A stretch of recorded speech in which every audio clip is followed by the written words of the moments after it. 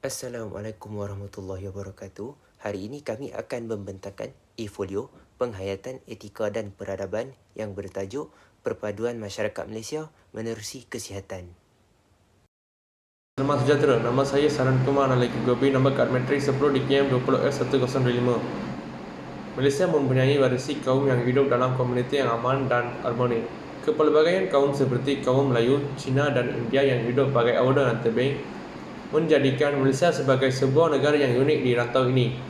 Oleh itu, bagi memupuk perpaduan bagi masyarakat Malaysia, kesihatan dan kesejahteraan diri harus diperkukuhkan. Perpaduan dalam kalangan masyarakat Malaysia sangat penting bagi menjamin kesihatan dan hidup yang sihat. Soalan 1. Jelaskan 3 contoh aktiviti rekreasi yang boleh memupuk perpaduan dalam kalangan masyarakat di Malaysia. Yang pertama adalah menganjurkan majlis rumah terbuka. Semasa kerajaan mengadakan majlis rumah terbuka, seluruh rakyat negara Malaysia yang terdiri daripada pelbagai kaum memberi komitmen yang tinggi. Mereka menghadirkan diri dan berhubung dengan satu sama lain dengan masyarakat yang terdiri daripada pelbagai kaum dan latar belakang. Interaksi antara kaum dan dalam majlis sebegini dapat memperkasakan hubungan antara kaum di Malaysia. Perpaduan kaum juga dapat dipupuk melalui aktiviti kemasyarakatan yang memerlukan setiap kaum mengambil bahagian yang dalam setiap aktiviti yang dijalankan. Cara ini dapat memupuk semangat kerjasama dan saling bantu-membantu di antara satu sama lain di dalam masyarakat Malaysia.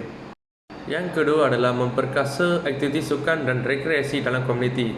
Selain manfaat kesihatan, aktiviti sukan dan rekreasi juga mampu melahirkan sifat bekerjasama dan toleransi antara satu sama lain. Nilai ini penting bagi kita untuk saling memahami budaya dan adat bersam yang diamalkan oleh setiap kaum dan bangsa di Malaysia.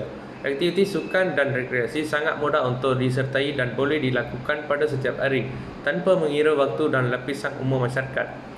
Oleh itu, pihak berkuasa tempatan dan kerajaan bersekutuan hendaklah berganding bahu bagai awal dengan tebing dalam menyediakan dan menyelenggara infrastruktur rekreasi dan sukan untuk masyarakat umum. Intinya, dengan menyertai aktiviti sukan dan rekreasi, masyarakat bukan sahaja dapat bersatu padu, malah menjadi lebih sihat dan cergas. Yang ketiga adalah mempergiatkan aktiviti sukarelawan dan kebajikan dalam komuniti. Ini juga dapat melahirkan perpaduan antara kaum. Usaha ini telah pun dipraktikkan oleh masyarakat kita dari zaman dahulu, iaitu dengan mengadakan gotong royong.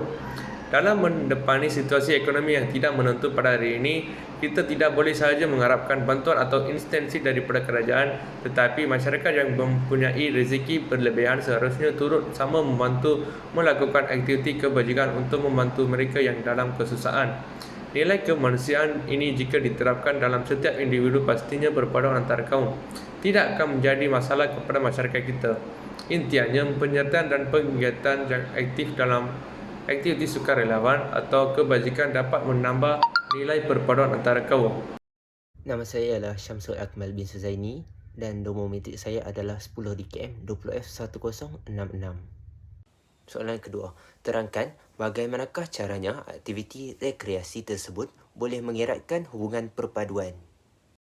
Yang pertama ialah aktiviti bersukan dapat mengeratkan hubungan silaturahim. Malaysia iaitu SUKMA setiap 2 tahun sekali yang mana dapat memupuk perpaduan dalam kalangan pemain ataupun penonton.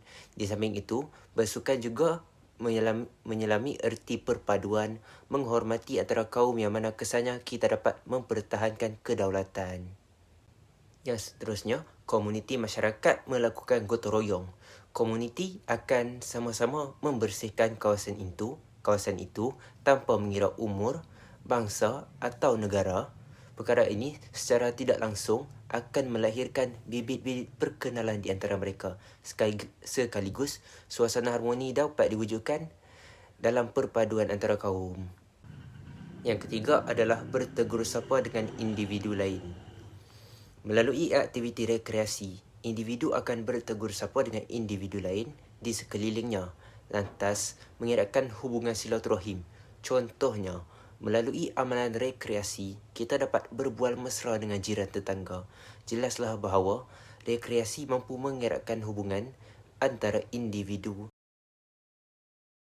Soalan 3. Nyatakan 3 tindakan dan langkah pencegahan yang perlu dilakukan apabila berlaku penularan demam denggi dalam kalangan pelajar di Politeknik. Yang pertama adalah menghapuskan tempat pembiakan nyamuk. Nyamuk Aedes bertelur dalam air yang bertakung dan ia hanya mengambil 7 hingga 10 hari dari masa telur menetas sehingga ia menjadi dewasa. Oleh itu, cara yang paling berkesan untuk mencegah denggi terutamanya di dalam rumah adalah dengan memastikan bahawa tidak tempat pembiakan nyamuk.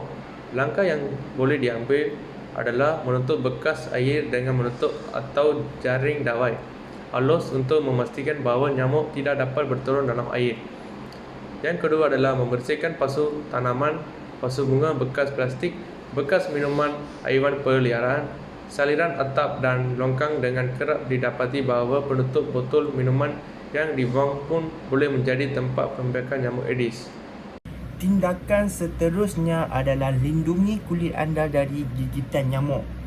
Sekiranya anda tinggal di zon wabak denggi, gunakan alat mengusir nyamuk elektrik untuk melindungi kulit anda dari gigitan nyamuk. Sebelum anda keluar rumah, pakai penyembur nyamuk untuk melindungi kulit yang terdedah.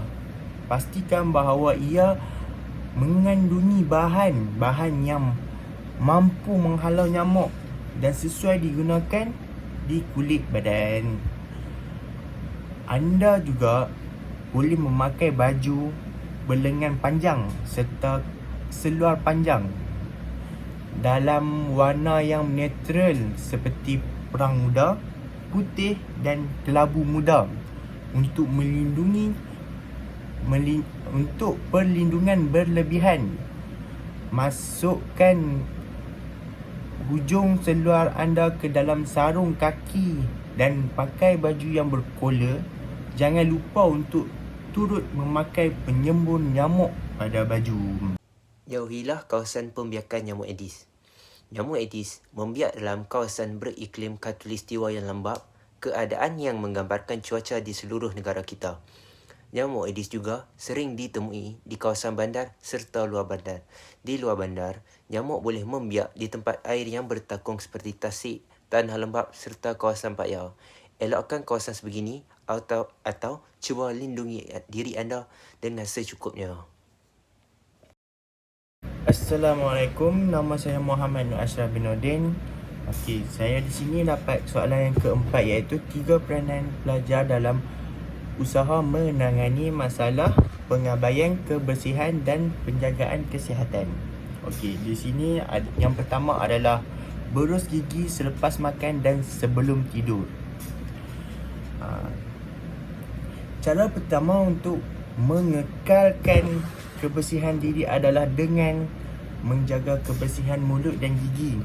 Tujuannya adalah untuk mengekalkan kebersihan gigi serta mengelakkan rongga nafas bau dan mengganggu orang lain. Dengan itu, cara yang terbaik menjaga gigi dan mulut anda ialah memberus gigi sekurang-kurangnya 2 kali sehari. Masa yang paling sesuai untuk berus gigi adalah selepas makan dan sebelum tidur. Jangan sesekali mengabaikan berus gigi pada waktu malam sebelum tidur kerana kebiasaan bakteria merosakkan gigi lebih aktif pada waktu malam ketika anda sedang tidur. Cara memberus gigi adalah memberus selama 2 minit dengan lembut tetapi dengan teliti. Gunakan berus gigi dan yang lembut agar tidak menyakitkan gusi, dan jangan lupa untuk menghentikan berus secara berkala setiap 3 bulan untuk mengekalkan kebersihan berus gigi tersebut.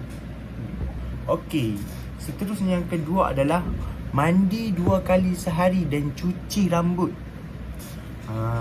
Setiap kawasan mempunyai iklim yang berbeza dan budaya mandi juga turut berbeza. Anda pasti perasan sesetengah orang yang berada di negara 4 musim hanya mandi sekali dalam sehari sahaja. Tapi sebagai penduduk negara yang bermusim tropika ini, adalah lebih baik anda mandi 2 kali sehari. Secara amnya, anda perlu mandi pada waktu pagi sebelum memulakan aktiviti dan petang selepas bekerja atau malam sebelum tidur. Pastikan anda menggosok badan anda ketika mandi sekurang-kurangnya sekali seminggu. Ini bertujuan untuk membersihkan sel-sel kulit mati yang mungkin tidak dapat dibuang dengan menggunakan sabun biasa. Manakala menjaga kebersihan rambut adalah dengan membasuh rambut anda dengan kerap sekurang-kurangnya 2 atau 3 kali seminggu. Kenapa? Ini kerana jika anda kerap mencuci rambut boleh menyebabkan kulit kepala kering dan rambut menjadi rapuh. Okey, dan akhir sekali yang ketiga adalah basuh tangan anda dengan sabun. Okey, dalam musim wabak COVID-19 yang melanda negara, anda disarankan untuk kerap membasuh tangan anda dengan sabun atau lebih baiknya dengan hand sanitizer yang mempunyai kandungan alkohol lebih 70%. Ini bagi membasmi kuman bakteria dengan lebih efisien. Kepentingan membasuh tangan adalah untuk menjaga kebersihan diri, terutamanya sebelum dan selepas makan. Selepas menggunakan tandas, sebelum berinteraksi dengan anak kecil, sebelum dan selepas makan atau selepas bermain dengan haiwan peliharaan. Semua tempat boleh jadi tempat terletaknya bakteria. Tangan anda juga digunakan untuk menutup mulut ketika batuk dan bersin. Makanya basuhlah tangan anda selalu. Kesimpulannya, dapat kita lihat perkaitan antara kesihatan dan perpaduan. Kesihatan dan perpaduan saling melengkapi kerana dengan adanya perpaduan antara masyarakat, segala masalah dapat dihadapi bersama. Sebagai analoginya, kes COVID-19 yang telah melanda negara kita pada tahun lepas dapat diredakan di negara kita dengan kerjasama antara rakyat yang patuh akan arahan pemimpin. Mereka bekerjasama dan mengikut SOP yang ditetapkan serta mengikut perintah kawalan pergerakan.